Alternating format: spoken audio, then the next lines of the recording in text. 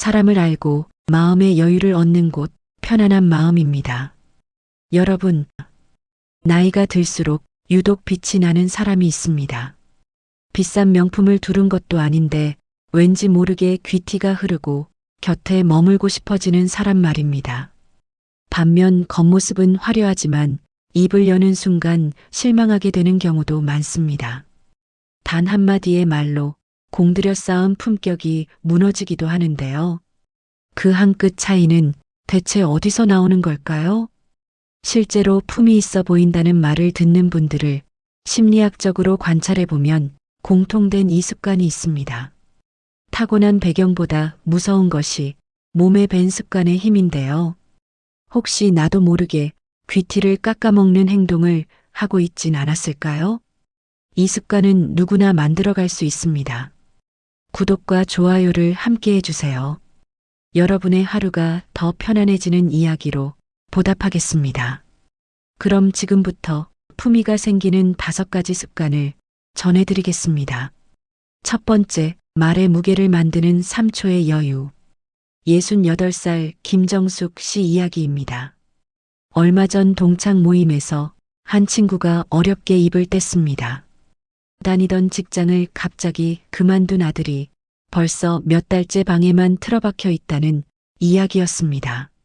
남들 보기 부끄럽고 앞날이 캄캄해서 미치겠다는 친구의 말에 정숙 씨도 사실은 입이 근질근질했습니다. 친구가 울먹일 때 정숙 씨 머릿속엔 이미 정답이 서너 개나 지나갔거든요.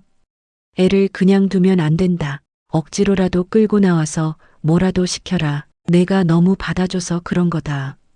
내 경험에서 나온 날카로운 조언들이 목구멍까지 차올랐습니다. 우리 나이가 되면 살아온 세월만큼 데이터가 쌓이니 남의 고민을 들으면 바로 처방전부터 써주고 싶어지는 게 본능이니까요. 하지만 정숙 씨는 그 순간 자기의 화려한 경험치들을 잠시 창밖으로 던져버렸습니다. 내 경험이 과연 지금 저 친구의 정답이 될 수 있을까? 스스로에게 물었죠. 정숙 씨는 목구멍까지 차오르는 조언들을 꿀꺽 삼키고 친구의 이야기가 완전히 끝날 때까지 기다렸습니다. 그리고 모두가 한마디씩 보태려고 눈치를 보던 그때 정숙 씨가 친구의 손을 가만히 잡으며 딱 이렇게 말했습니다. 예, 너 진짜 애썼다. 아들 그 일로 내 마음이 오죽 탔겠니? 그동안 정말 고생 많았네. 화려한 분석도 해결책도 아니었습니다. 하지만 이 투박한 한마디에 친구는 팽팽하게 당겨졌던 마음의 줄이 툭 끊어진 듯 한참을 울었습니다. 하버드 대학교 심리학과 엘렌 랭어 교수 연구팀은 흥미로운 실험을 했습니다. 같은 내용을 2가지 방식으로 전달했습니다. 하나는 상대의 말이 끝나자마자 바로 응답한 사람, 다른 하나는 23초 멈췄다가 천천히 응답한 사람. 신뢰도, 공감 능력, 진정성, 모든 항목에서 멈춘 뒤 말한 사람의 점수가 압도적으로 높았습니다. 이유는 단순합니다. 바로 대답하면 내 말이 더 중요해라는 무의식적 신호가 전달되고 잠깐 멈추면 당신의 말을 충분히 받아들이고 있습니다라는 존중의 신호가 전달되기 때문입니다. 같은 말이라도 2초, 3초의 차이가 품격을 가르는 겁니다. 진정이 된 친구가 정숙 씨의 손을 꼭 잡으며 이렇게 말했습니다. 정수가 사실 아까는 마음이 너무 어지러워서 친구들이 해주는 말이 하나도 귀에 안 들어왔거든. 그런데 내 한마디에 이제야 좀 살 것 같다. 너라면 이 상황에서 어떻게 하겠니? 내 생각을 좀 듣고 싶어? 내 경험을 뽐내지 않고 상대의 고단함 속에 잠시 머물러 준 것. 닫혀있던 상대의 마음 문을 스스로 열게 만든 그 찰나의 멈춤이 정숙 씨를 그 모임에서 가장 귀하고 지혜로운 사람으로 만든 진짜 이유였습니다. 우리 시대의 큰 스승이셨던 법정 스님도 이 멈춤의 가치를 늘 강조하셨습니다. 스님을 찾아온 많은 사람들이 각자의 고민을 쏟아낼 때 스님은 결코 서둘러 대답하지 않으셨습니다.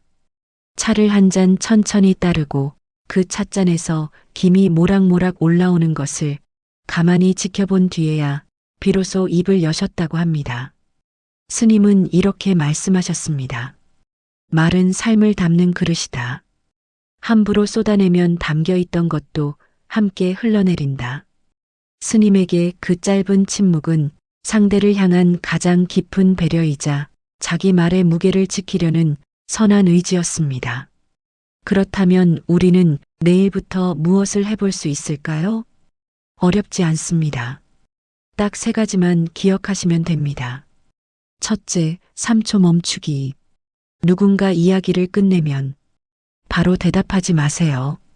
속으로 하나, 둘, 셋. 딱 3초만 기다려 보세요. 그 3초 동안 이 사람이 지금 무슨 마음일까? 한 번만 생각해 보세요. 둘째, 조언 대신 감정 읽기. 이렇게 해봐가 아니라 많이 힘들었겠다로 시작해 보세요. 해결책은 상대가 마음을 연 뒤에 자기가 직접 물어옵니다. 정숙 씨의 친구처럼요. 셋째, 내 경험 한 박자 뒤로. 내 이야기를 꺼내고 싶은 순간이 오면 이게 지금 이 사람에게 도움이 될까? 한 번만 점검해 보세요. 지금 필요한 게 아니라면 창밖으로 던져버리세요. 빠른 10마디보다 느린 한마디가 사람의 마음에 오래 남습니다. 그 3초의 여유가 여러분의 말에 무게를 실어주고 그 무게가 곧 내 품격이 됩니다. 두 번째, 내 감정을 아는 사람의 단단함. 여러분, 자식한테 서운했던 적 있으신가요?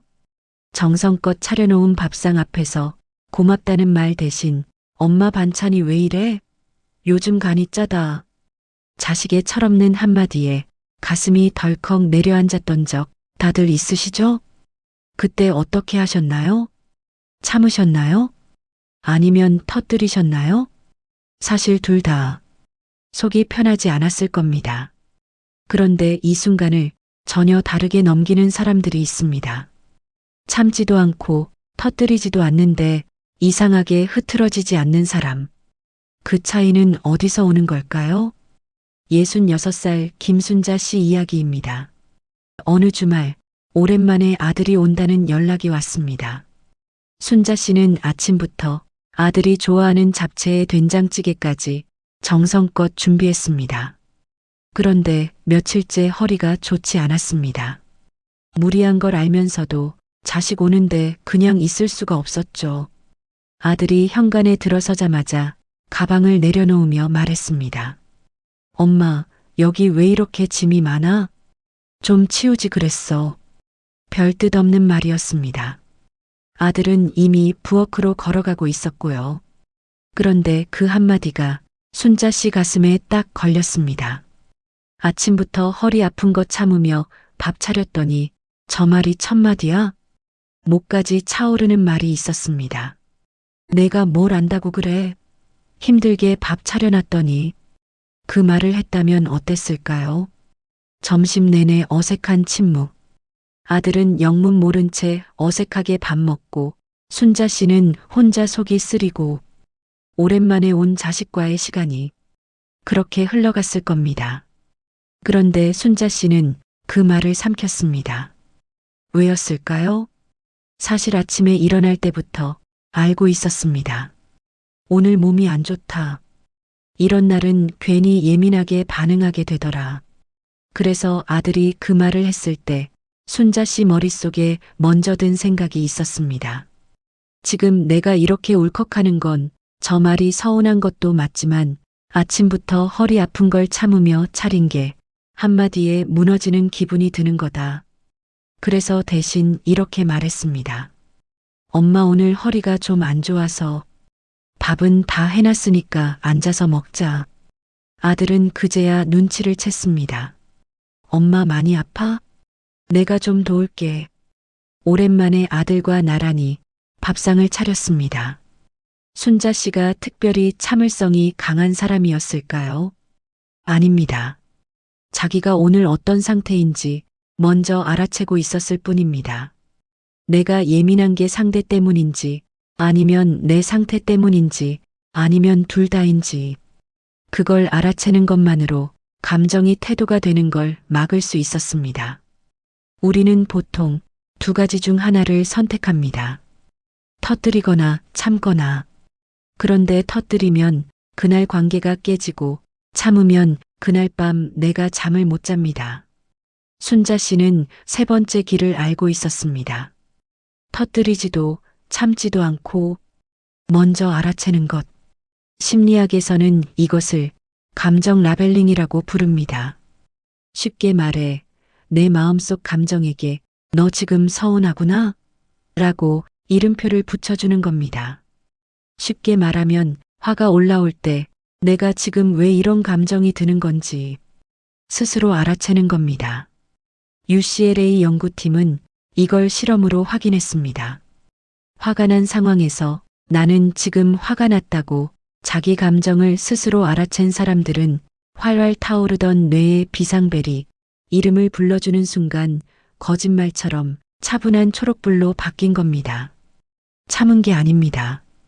알아챘을 뿐인데 화가 스스로 가라앉은 겁니다. 순자 씨가 한 것이 바로 이겁니다. 서운한 것도 맞지만 아침부터 무리한 내 몸 상태가 이 감정을 더 크게 만들고 있구나. 이건 참는 게 아니라 내 감정을 내가 먼저 알아채 준 겁니다. 그래서 화가 태도가 되지 않았고, 그래서 자식과의 시간을 지킬 수 있었습니다. 그렇다면 내일부터 무엇을 해볼 수 있을까요? 딱 한 가지만 기억하시면 됩니다. 화가 치밀어 오를 때 억지로 누르지 마세요. 남에게 쏟아내지도 마세요. 대신 마음속으로 딱 한 문장만 말해보세요. 내가 지금 이것 때문에 서운한 거구나. 내가 지금 이런 기분이 든 거구나. 내가 지금 몸이 안 좋아서 예민해진 거구나. 내 감정이 왜 일어났는지 내가 먼저 알아채주는 순간 감정의 파도는 힘을 잃고 낮아집니다. 참는 게 어른이 아닙니다. 터뜨리는 게 솔직한 것도 아닙니다. 내 감정을 내가 먼저 알아채줄 때 그 한 발짝의 여유가 곧 내 품격이 됩니다. 세 번째, 누구에게나 같은 태도를 가진 사람. 여러분, 똑같은 사람인데 누구 앞이냐에 따라 말투가 달라지는 사람 만나본 적 있으신가요? 윗사람 앞에서는 세상 부드럽게 대하는데 자신보다 아래라고 생각하면 갑자기 달라지는 사람. 반대로 누구 앞에서나 같은 사람이 있습니다. 그런 사람을 보면 이유 없이 귀하다는 느낌이 듭니다. 그 차이는 어디서 오는 걸까요? 72살 박영애 씨 이야기입니다. 영애 씨는 오래된 모임에서 유독 마음이 가는 친구가 한 명 있었습니다. 사업으로도 크게 성공했지만 무엇보다 태도가 참 품이 있는 친구였죠. 후배들에게 아낌없이 밥도 사고 좋은 조언도 조목조목 잘해줘서 모임에선 늘 인기가 많았습니다. 영애 씨는 그 친구를 보며 늘 생각했습니다. 나이 들수록 참 저렇게 멋지게 늙어야 하는데 참 그릇이 큰 친구야. 진심으로 그 친구를 닮고 싶다고 느꼈습니다. 그러던 어느 날 그 친구와 함께 식당에 갔을 때였습니다. 점심시간이라 식당은 북새통이었고 서빙하던 어린 직원이 실수로 물컵을 엎질러 친구의 옷에 물이 좀 튀었습니다. 그 순간 영애 씨는 자기 눈을 의심했습니다. 아니, 눈을 어디다 두고 다녀요? 정신을 어디다 빼놓고 일을 해? 1초 전까지 요즘 건강은 어떠니?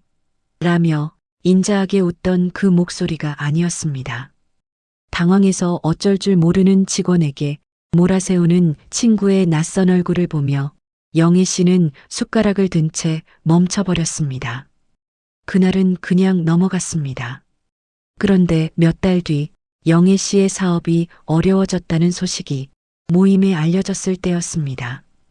오랜만에 나간 자리에서 마주한 그 친구의 태도는 예전과 사뭇 달랐습니다. 먼저 다가와 손을 맞잡아주던 온기는 사라졌고 영애 씨의 안부를 묻는 목소리엔 건조함이 묻어났습니다.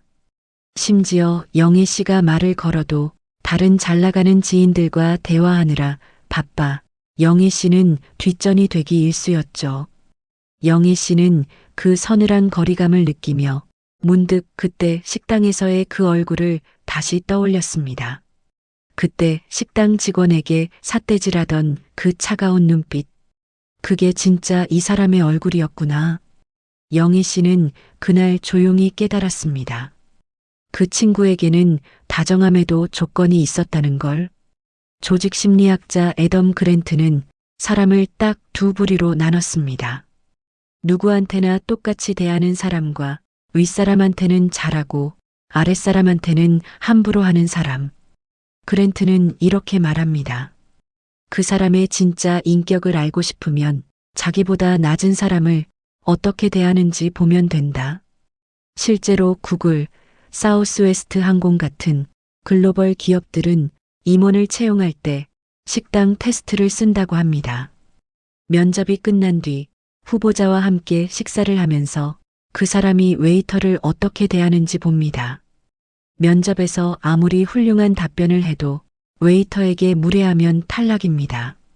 그 사람이 채용된 뒤 부하 직원을 어떻게 대할지가 그 한 장면에 다 보이기 때문입니다.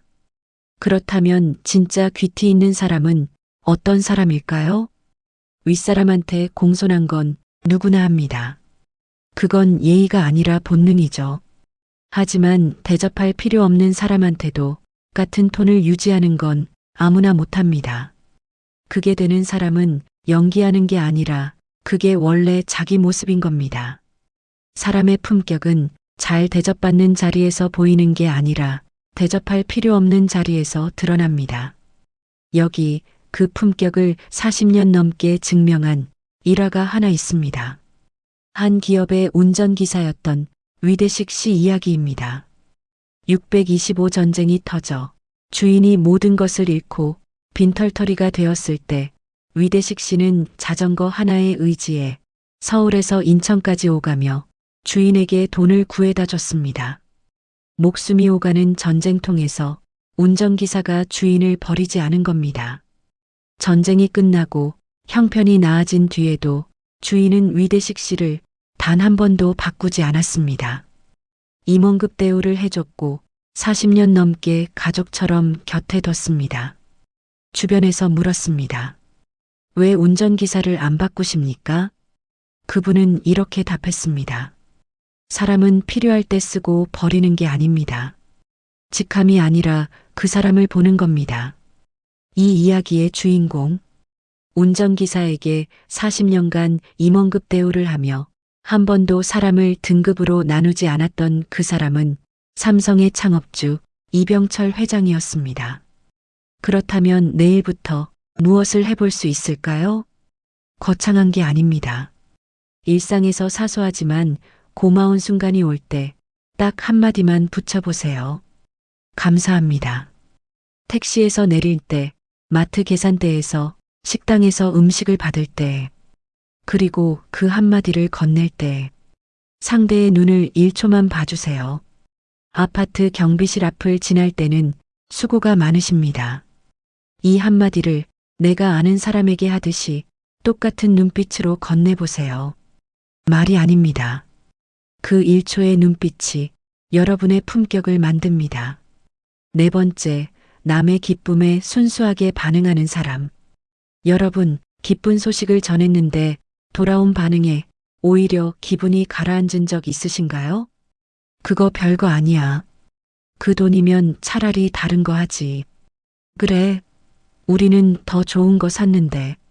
내가 기뻐서 말했는데. 돌아온 건 축하가 아니라 평가였던 적. 그 순간, 아, 괜히 말했나 싶었던 적 있으실 겁니다. 그런데 반대로 말 한마디로 기쁨을 2배로 만들 수 있습니다. 그 비결은 무엇일까요? 67살 최윤희 씨 이야기입니다. 윤희 씨의 고등학교 동창 모임에서 있었던 일입니다. 한 친구가 들뜬 목소리로 이야기를 꺼냈습니다. 최근에 남편과 함께 큰맘 먹고 안마의자를 샀다는 자랑 섞인 이야기였습니다. 이야기가 나오자마자 여기저기서 반응이 나왔습니다. 야, 그거 금방 짐 된다. 우리 집도 옷걸이로 써. 브랜드가 어디 거야? 거긴 별로라던데 왜 그걸 샀어?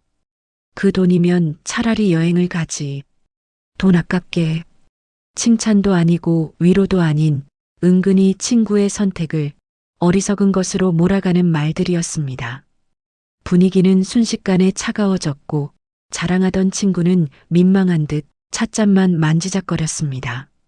그때 윤희 씨가 웃으며 이렇게 말했습니다. 와, 정말 좋겠다. 남편이랑 큰 결정했네. 몸 시원해지면 잠도 잘 오겠다. 딱 그 한마디였습니다. 비싼지 싼지 브랜드가 어떤지 평가하지 않았습니다. 친구가 기분 좋다는 그 감정 자체만 인정해 준 겁니다. 나중에 그 친구가 윤희 씨에게만 따로 연락을 했습니다. 윤희야, 아까 다들 돈 아깝다 어쩌다 해서 민망했는데 내가 좋겠다고 말해줘서 진짜 고마웠어.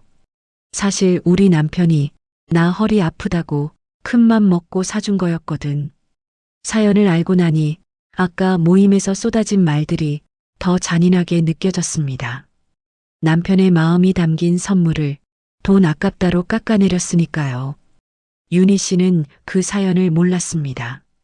하지만 사연을 몰라도 기쁨을 깎지 않았습니다. 그게 차이였습니다. 미국 캘리포니아 대학에서 오랜 기간 수천 명의 관계를 관찰하며 흥미로운 사실을 발견했습니다. 우리는 보통 힘들 때 위로해주는 게 진짜 의리라고 생각하죠? 그런데 연구 결과는 정반대였습니다. 관계를 끝까지 지탱하는 힘은 슬플 때 같이 울어주는 것보다 기쁠 때 같이 웃어주는 것에서 나왔습니다. 교수는 이걸 찬물과 군불의 차이라고 설명합니다. 누군가 기쁜 소식을 들고 왔을 때 정말 잘 됐다 라며 그 기쁨에 군불을 지펴주는 사람이 있고 근데 그거 비싸지 않아? 라며 은근히 찬물을 끼얹는 사람이 있습니다. 놀라운 건 사람은 힘들 때 위로받은 고마움보다 기쁠 때 찬물 맞은 서운함을 훨씬 더 오래, 더 깊게 기억한다는 겁니다. 내가 큰맘 먹고 자랑했는데 그 친구가 은근히 깎아내리더라. 이 서늘한 기억 하나가 결국 다시는 이 사람한테 기쁜 이야기 안 해야지를 만듭니다. 우리가 보통 남의 기쁨을 깎는 이유는 나쁜 의도 때문이 아닙니다. 나는 더 잘 아니까 알려줘야지. 실수하기 전에 현실을 알려주는 거야. 그런 마음이죠. 하지만 듣는 사람 입장에서는 그게 현실 조언이 아니라 내 기쁨을 허락받아야 하는 것처럼 느껴집니다. 내가 기뻐해도 되는 건지 이 사람한테 승인을 받아야 하나? 그 순간 기쁨은 사라지고 민망함만 남습니다. 진짜 귀티 있는 사람은 이걸 알고 있는 겁니다. 상대가 기뻐하고 있으면 일단 같이 기뻐해 주는 것. 문제가 있다면 그건 나중에 상대가 물어볼 때 말해도 늦지 않습니다. 괴테는 이렇게 말했습니다. 남의 기쁨을 같이 기뻐해 주는 것보다 더 큰 덕은 없다. 상대의 기쁨을 평가하지 않고 내 일처럼 웃어주는 것. 그것이 가장 쉬우면서도 가장 어려운 품격입니다. 그렇다면 내일부터 무엇을 해볼 수 있을까요? 딱 한 가지만 기억하시면 됩니다. 누군가 기쁜 이야기를 할 때 머릿속에 물음표가 떠오르면 일단 지우세요. 왜 샀지? 비싸지 않아? 그게 좋은 거야? 이런 물음표 대신 입 밖으로는 느낌표만 내보내세요. 와, 정말 좋겠다. 물음표는 기쁨을 깎고 느낌표는 기쁨을 키웁니다. 이 느낌표 하나가 상대의 기쁨을 2배로 만들고 여러분을 향한 신뢰도 2배로 만들어줍니다. 남의 기쁨을 깎지 않는 사람. 그 너그러움이 곧 내 품격이 됩니다. 5번째, 단정한 사람. 여러분, 유독 품이 있어 보이는 사람이 있습니다. 비싼 명품 가방을 든 것도 아닌데 귀해 보이고 유행하는 옷을 입은 것도 아닌데 정갈한 느낌이 나는 사람. 반면 명품을 머리부터 발끝까지 휘감았는데도 어딘가 부자연스럽고 가벼워 보이는 사람도 있죠. 그 차이는 옷값이 아닙니다. 대체 뭘까요? 70살 한명숙 씨 이야기입니다. 명숙 씨가 다니는 문화센터 모임에는 늘 눈길이 가는 분이 한 명 있었습니다. 김옥자 씨라는 분이었는데 그분의 옷차림은 화려함과는 거리가 멀었습니다. 가만히 보면 몇 년 전부터 입던 오래된 옷들이었습니다. 그런데 이상하게 그분이 모임에 들어오면 품격이 느껴졌습니다. 오래된 바지인데도 주름 하나 없이 칼같이 다려져 있었고 깃이 낡은 블라우스인데도 하얗게 빛이 났거든요. 마치 새 옷을 입은 것처럼 빳빳하고 단정했습니다. 어느 날 명숙 씨가 비결을 물었습니다. 옥자 씨는 어쩜 항상 새 옷처럼 깔끔하세요? 옷 관리 비결이 뭐예요? 옥자 씨가 웃으며 말했습니다. 비결이랄 게 있나요? 그냥 외출하기 전에 거울 앞에서 딱 1분만 더 투자해요. 1분을요? 네. 옷깃이 잘 살아있는지 확인하고 혹시 먼지가 묻진 않았는지 살피고 어깨선이 내 몸에 딱 맞는지 점검하는 거예요. 나이 들수록 옷에 들인 정성이 품격이더라고요. 명숙 씨는 그날 집에 가서 옷장을 열어봤습니다. 유행이라서 샀던 새 옷들, 비싸게 주고 산 명품 가방. 옥자 씨 말을 듣고 보니 옷은 많았지만 정작 내 몸에 딱 맞게 수선되어 있거나 칼같이 다려진 옷은 몇 벌 없었다는 걸 깨달았습니다. 다음 모임 때 명숙 씨는 오래된 무지 블라우스를 꺼내 다림질을 한 번 더 하고 나갔습니다. 깃을 빳빳하게 세우고 먼지를 털어내고 어깨선을 맞춰 입었습니다. 친구들이 말하더군요. 명숙 씨, 오늘따라 얼굴이 왜 이렇게 환해?